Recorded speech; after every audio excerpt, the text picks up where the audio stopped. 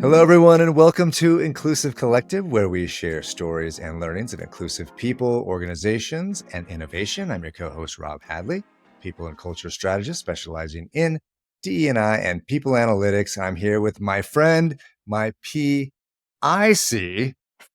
my partner in crime, Nadia, an organizational development and belonging strategist. Nadia, are you happy that I didn't call you a POC this week? Yeah.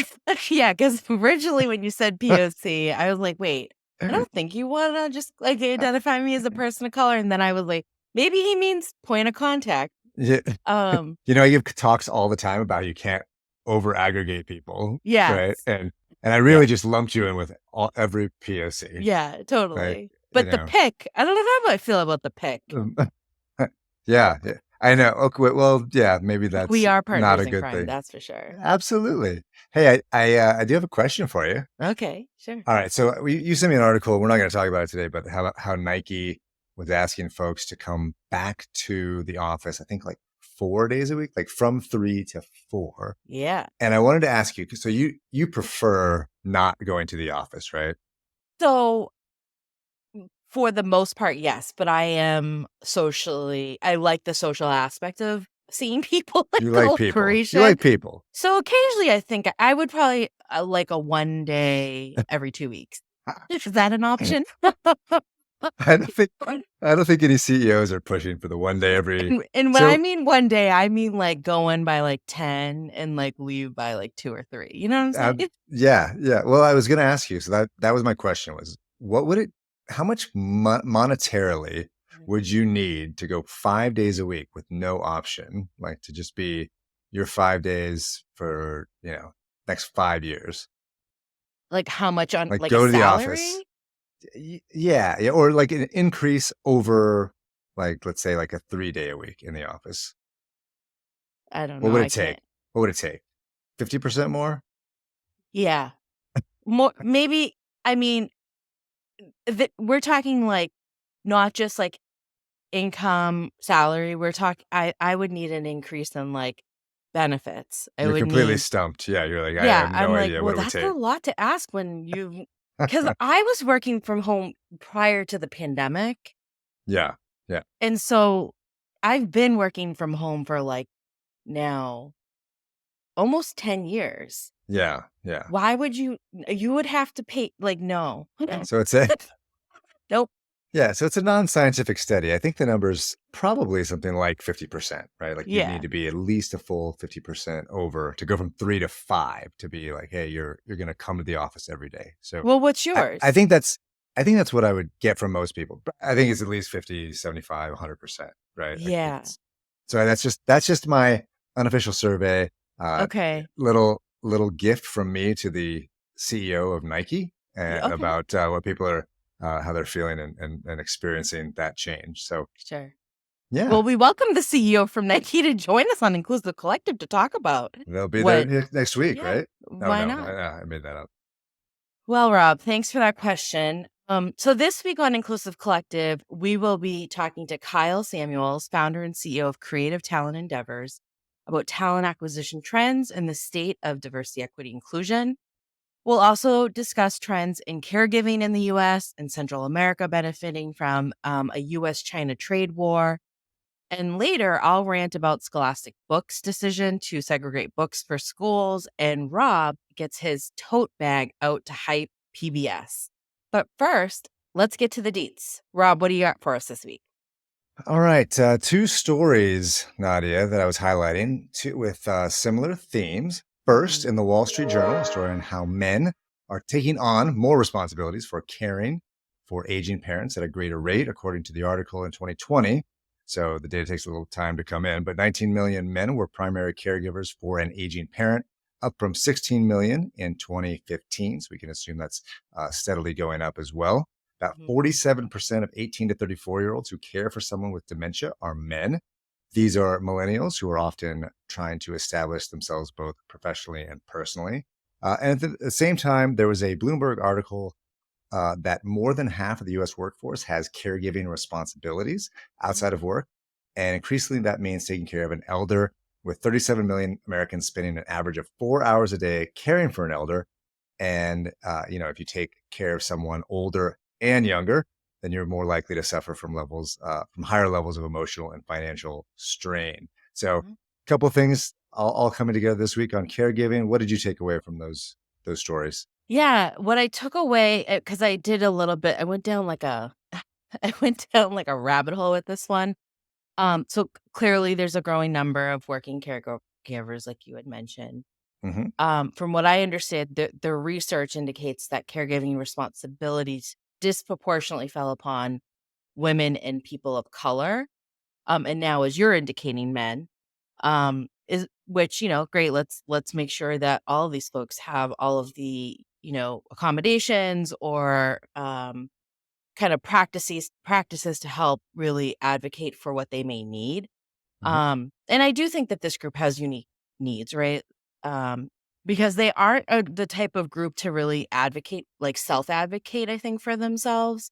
I know oftentimes I've had, thankfully my parents are right now fairly healthy, but there have been a few times where I've had to take care of them because of a surgery or because of something coming up. And so I haven't been able to voice that in the past. I've had some managers that I have, but Hmm. not Hmm. all. I would also think that more the I think creating more policies and practices to support working caregivers, like that includes creating accommodations, like I mentioned, flex time, flexible working arrangements, and then offering things like professional, legal, and financial Mm. support because it's expensive, right? Oftentimes to provide that, but that's really progressive. I think in my mindset, like I don't know if a lot of people would agree with that. But yeah, what are your thoughts? Well, I'm gonna get even more progressive with Ooh, you, right? So this is like, whenever I read stories like this, because the story in the Wall Street Journal was about a company that provided benefits to help people take care of elderly parents, right? And sure. so this is another example of U.S. social policy, right? Really accruing power to corporations. And so there's very limited social support, limited savings for people. The article talks about how companies like Best Buy and Meta can afford to offer this type of benefit to their employees when smaller and mid-sized employers can't necessarily do that. And so the trends are going to keep continuing to go this way, where people are going to need more care. Workers are going to need to provide those. They're going to be busy fulfilling those care responsibilities as well. And so, you're really pushing people to find these benefits rich jobs because the government doesn't provide anything, right? And so and then with regard to men, I think there's a positive. There's always a positive of men doing more and providing care and then sharing those caregiving responsibilities. And this is true of childcare as well. But, we shouldn't be fooled into thinking that trading one parent for another or a man for a woman changes the fact that it's too expensive to get elder care, too expensive to get childcare, the wages are too low, and that there's no social safety net, right? So let me talk about trade. So, trade uncertainty is looming over organizations these days as there is a trade war happening with China. So, for example, Columbia Sportswear is loosening its ties to Asia, according to the New York Times. Hmm. Apparently, the company has had efforts to scope out apparel manufacturing factories in Central America, particularly in Guatemala City, to make its hooded sweatshirts and button down fishing shirts. Rob, do you fish? Do Do I you wear a fish? I fishing do shirt when you fish. fish? I do fish. I don't have a Columbia fishing shirt. Yeah. Okay. Yeah. Yeah, you're um, right. Yeah. so Colombia organization's leaders look to Central America because of its location, proximity, and closeness to America. There were lessons that were learned from the pandemic, particularly product shortages. And so, according to this article, I'm going to quote here: the US tariffs on a vast range of imports from China have induced major American companies to shift production from Chinese factories. Thoughts? Yeah. So Columbia, when you first sent this to me, I thought you were talking about Columbia House, the one that, gives you the seven CDs for a penny. You remember that? Yes. You know the Oh message of my that? God. You are bringing So, me back down like memory lane right but now. no, it's Columbia Sportswear. Okay. So I'm on the right track here. So, Yeah. I think it's a good thing. I'd be interested where you went, but my mind went to this is a good thing for Central America in terms of one of the real issues that we currently are grappling with, or it's a political issue here in the United States, is how there's a mass immigration or migration of people from Central America through Mexico to the US. And, Hmm. Nadia, I'm going to break this to you gently, but people aren't coming here because of our winning personalities. They're coming here They are. because all else equal, people don't like leaving their homes. That's something that I always try to make sure that people understand. They're not coming here to hang out with us, right? Yeah. So this will bring economic opportunity to a lot of these places in Central America. Thing I liked about that particular article that you sent me was that in the article, the sustainability officer is touring the factory, they're Yes. touring the plants, and his metric was, do the people make eye contact with visitors? And so I thought that was nice to see that he didn't just take the audit's word for it in terms of safety and working conditions there. He went down and looked at to see what was happening and actually talked with some of the workers.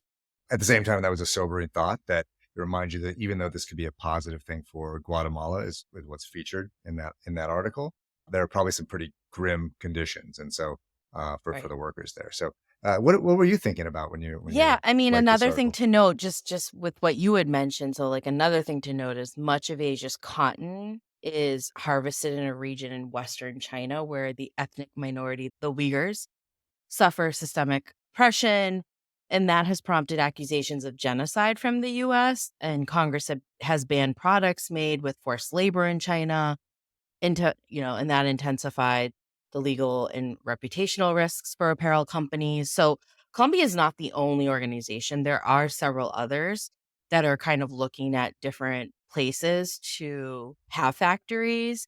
So I think just in general, it'll be really interesting to see what other US organizations, um, if they do pull out of Asia and into Central America or other places, or even come back to the US. I don't know. I know that's what Trump was vying for. So I guess we'll keep an eye on that. Imagine that. And in the meantime, we can get a few CDs from Columbia House, and yeah, I know. I can't. You just like literally brought me back to like the year 1998. I'll take Crowded House and In Excess. All right. Well, thanks for that, Nadia. Appreciate that. Good conversation. And that's it for the deets. We're going to take a quick break and we'll be right back with Kyle Samuels, CEO of Creative Talent Endeavors. Stay with us.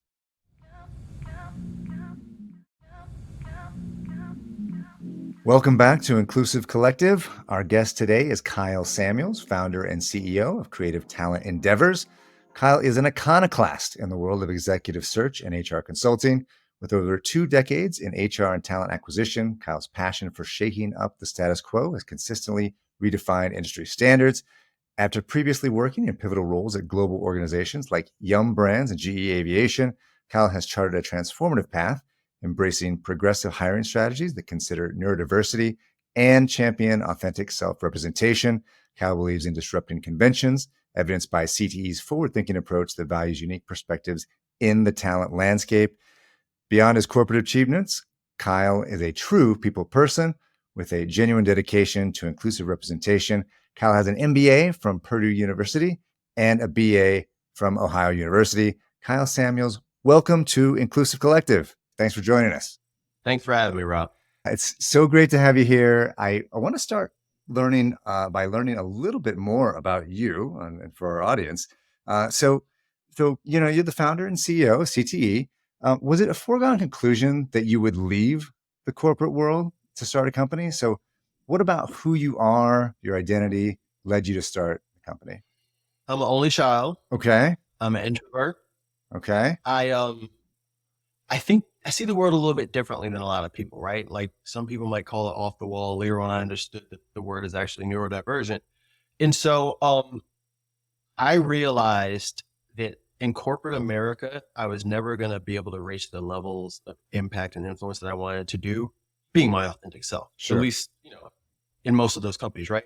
And so how do you do that? You start your own company and start to craft your own corporate culture. So I dabbled about doing it before, and I just got very lucky, to be honest with you.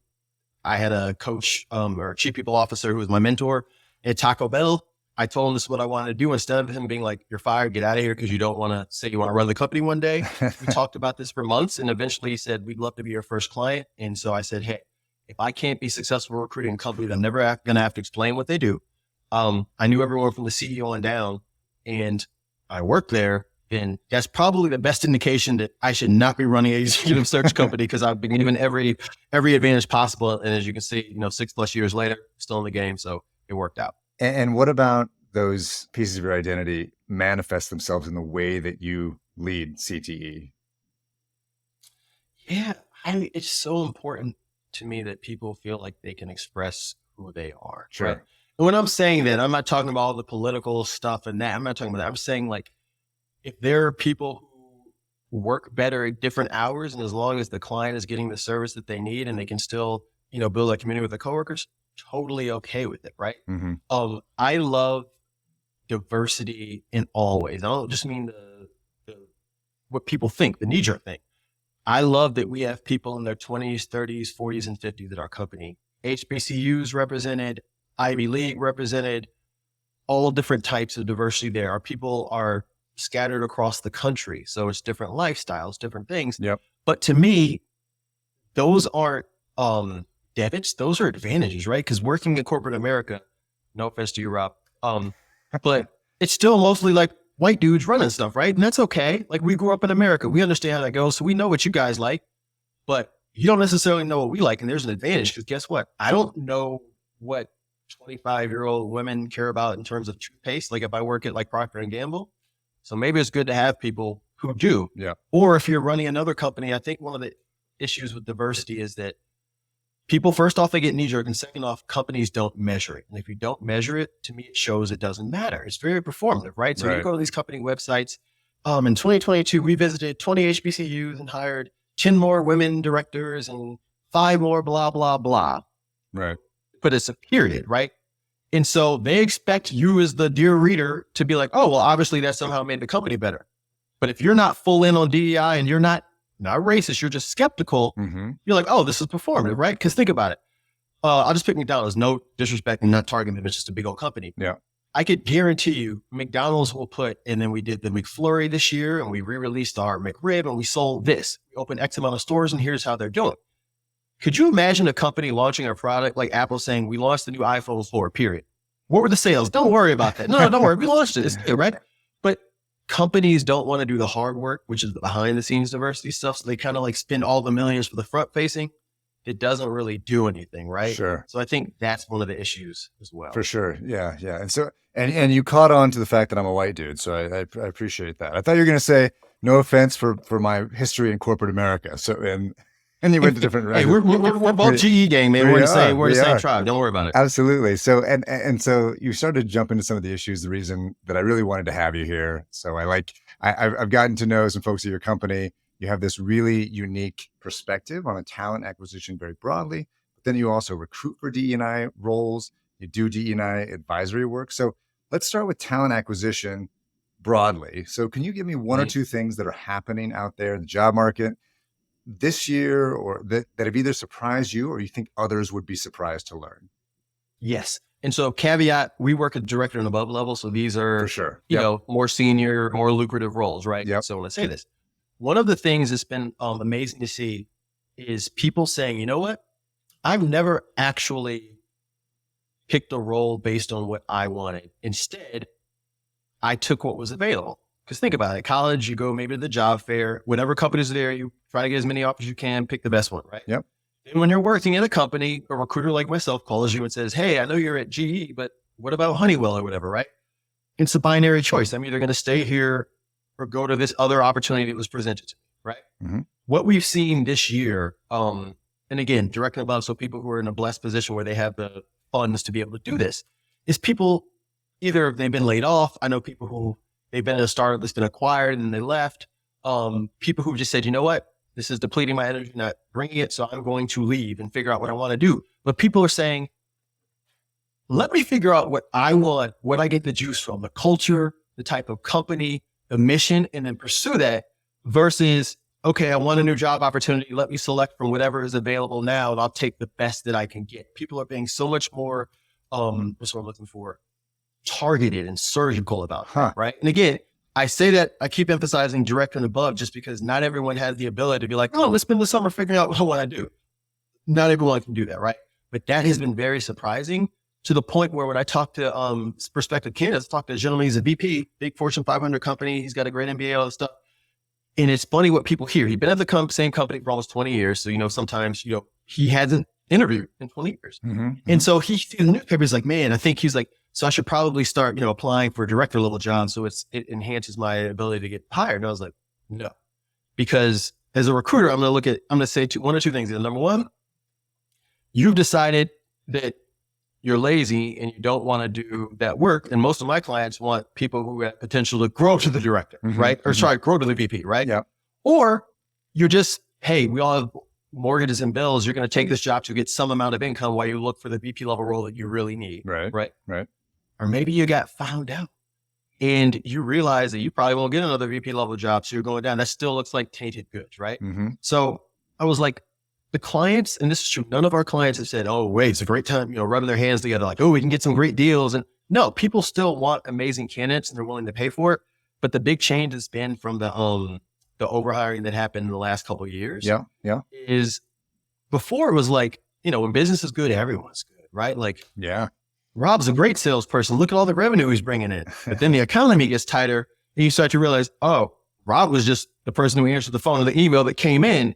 But when it was time for him to go chase those sales, it got a little scary for him, right? Right. And so companies are taking longer in that process. It got truncated a lot of the last couple of years with the, hiring people like this over the screen, and there's no home. I can't interview in person because we're going to breathe each other's air and die. And so companies are still paying well, right? They're still looking for the best. They're just being more cautionary, I would say, or more rigorous in determining if this is the right person to fit. And candidates are doing the exact same thing, right?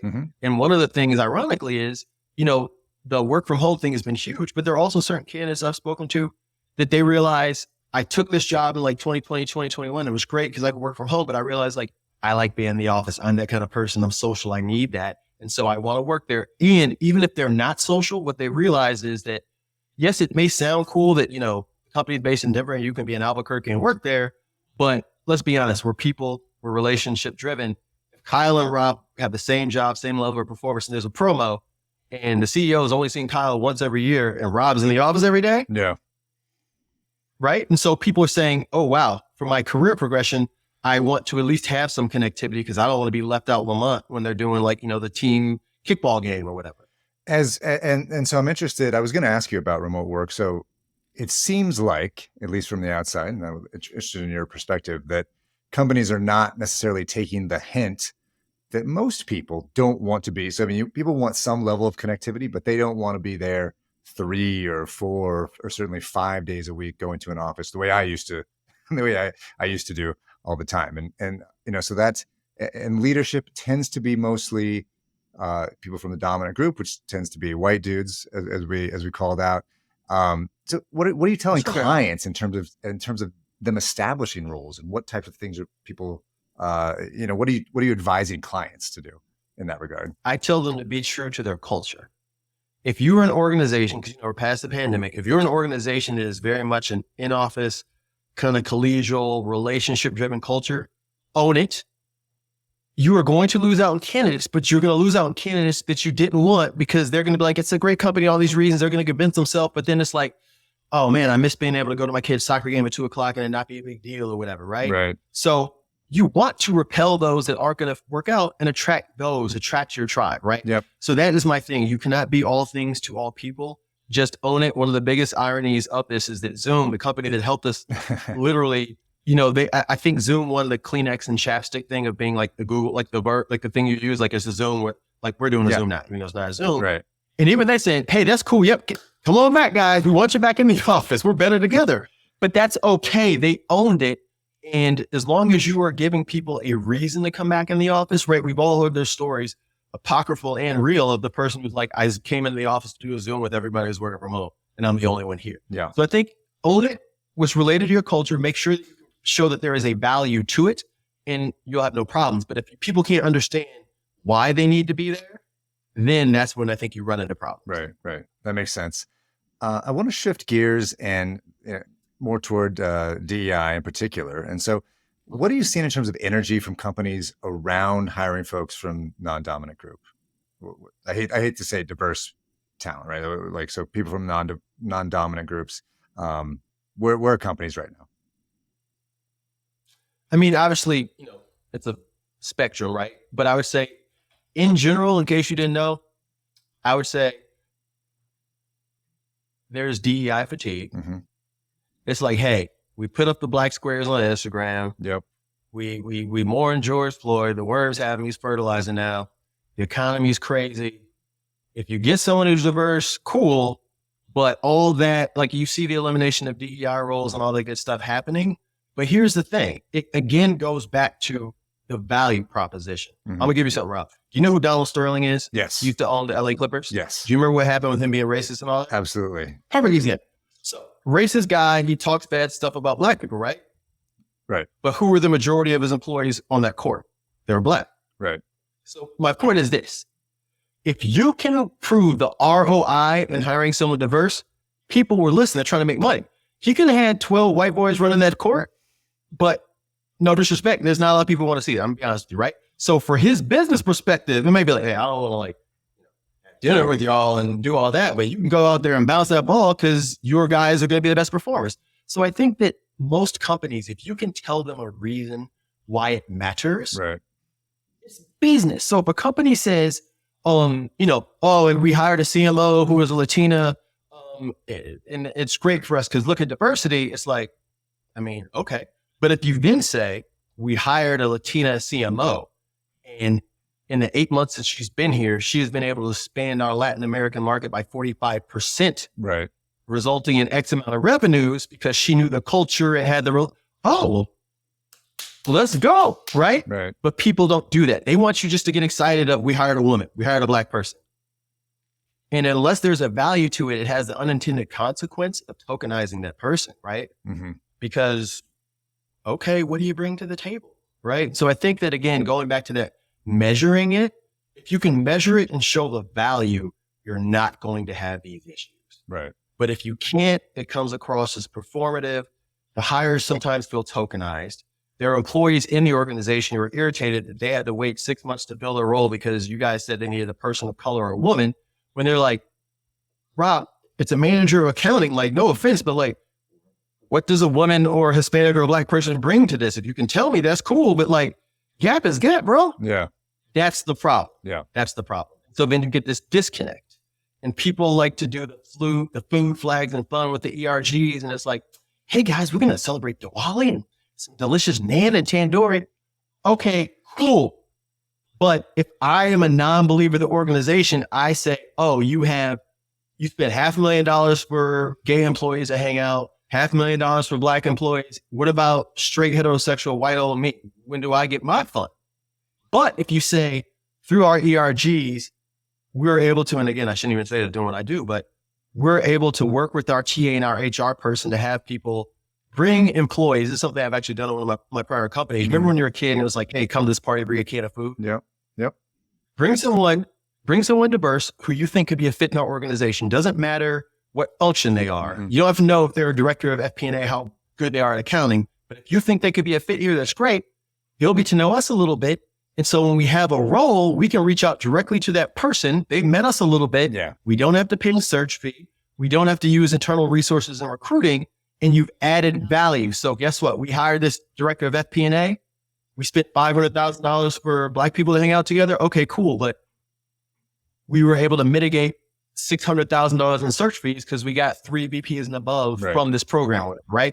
I think if you could show the value, people understand. But when you don't show the value, people scratch their heads and then they kind of get offended. Right. Right. Yeah. You show the purpose, right? Like there's a purpose behind everything that you do. Yeah, absolutely. So Kyle, so you're a person that does not enjoy the status quo, right? Like to shake things up a little bit. So it's, I hate to admit it, we're kind of at the end of the year. So if it's 2024, if I'm a leader, HR leader, business leader, what should I be thinking about in terms of 2024, right? What are you looking at coming Value. Up? Yeah. Value.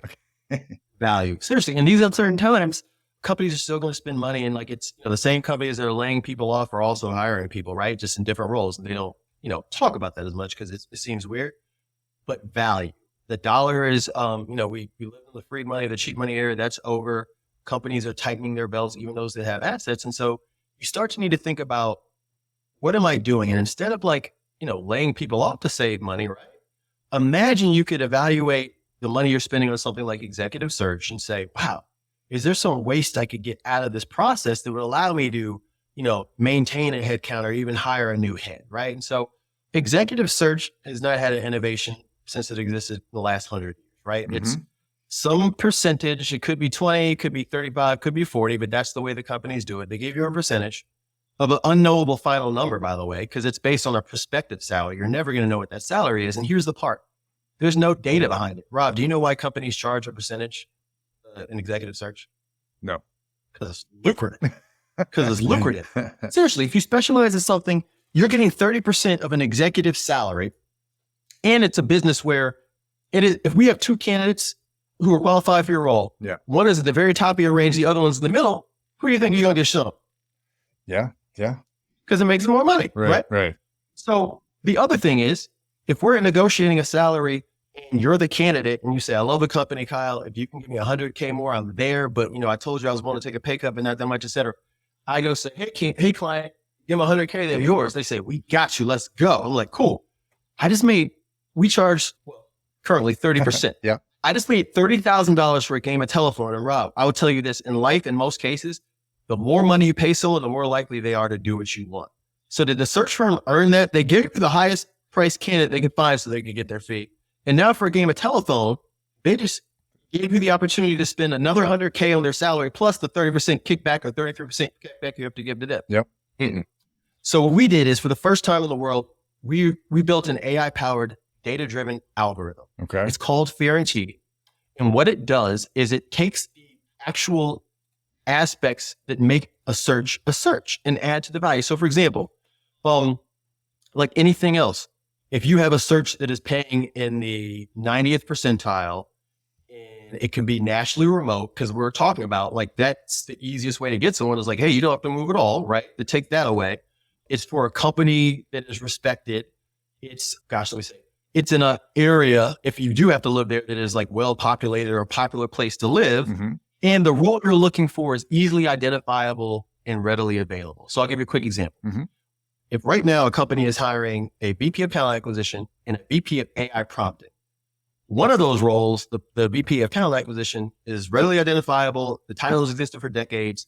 And unfortunately, there's thousands of people with those jobs who've been laid off and who are looking to work. Okay. A VP of AI prompt engineering is the title that didn't exist a year ago. There are very few of them. The people who you want likely don't even have that title, so you have to figure it out. And by the way, I don't know if you remember earlier this year, Netflix had a thing for a $900K role, right? Mm-hmm. And so do you think it's rational that the search firm is going to make the same amount of money when one of the jobs, the TA, is super easy and the other one is super hard? Right. So you could maybe say, well, we got priced, correctly for the AI job, but then we took a haircut on the other one. But I would say they're both stupid because they're just dumb percentages that have nothing to do with the degree of difficulty. So what we've done is built this algorithm that takes into account the competitiveness of the pay, obviously the title of the role, the industry, the size of the company, where it's located. Do you actually need to be in the office or not? And then we give you a price. We call it the Guarantee. Mm-hmm. It is a flat price.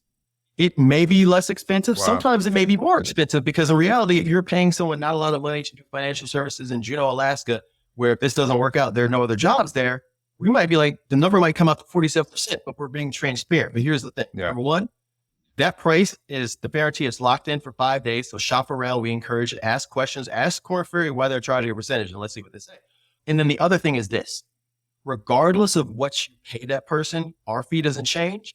And if we bring you someone at the top or maybe even above your range, we're only doing it because they're awesome. Because again, we've already said this is our price. You could pay them $2 billion. If we agree on $80,000, then have a blast, right? So we've eliminated the agency problem. We've eliminated waste from this for the client. And that is how we're going to drive value.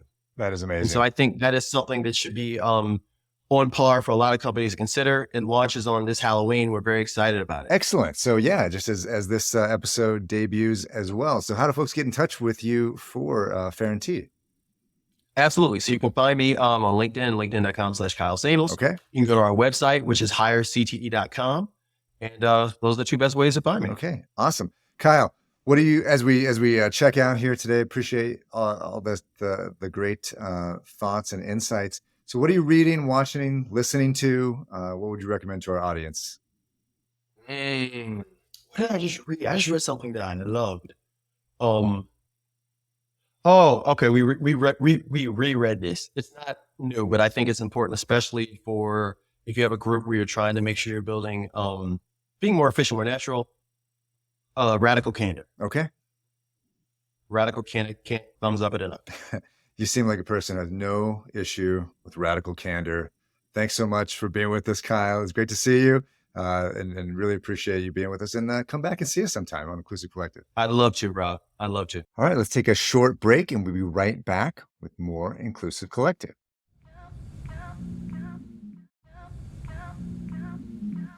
Welcome back to Inclusive Collective. We just chatted with Kyle Samuels of Creative Talent Endeavors. As you heard in the episode, Nadia was not available for that interview. And we know Nadia never lets me walk away from an interview without reflecting.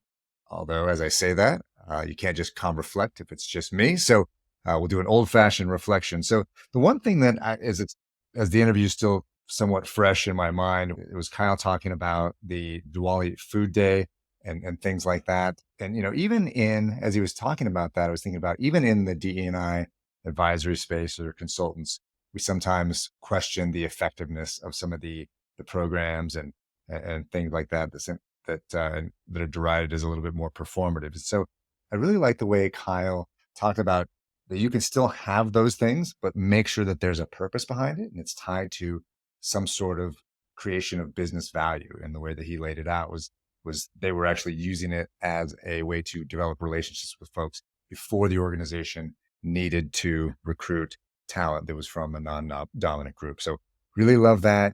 Love talking to Kyle. You can tell that he's super into measurement. He's a man after my own heart in that regard, and really excited about the product launch. And you can see that they're laser focused on creating value for their clients there at CTE. So thanks again to Kyle Samuels for joining us. Love that conversation.